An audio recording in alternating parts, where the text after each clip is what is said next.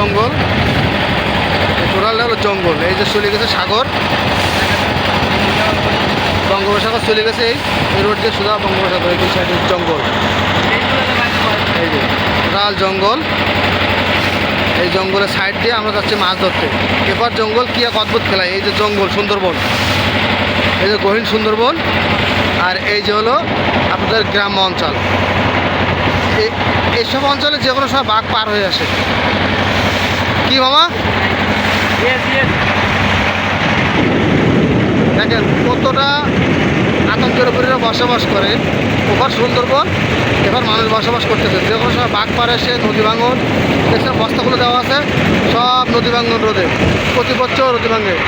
এই যে আমাদের মামারা যাচ্ছি সুন্দরবনে মাছ ধরতে, সুন্দরবনের পাড়েই। এই যে দেখেন, আপনাদের দেখাবো আমরা কীভাবে মাছ ধরি। এই যে সূর্য অস্ত প্রান্তে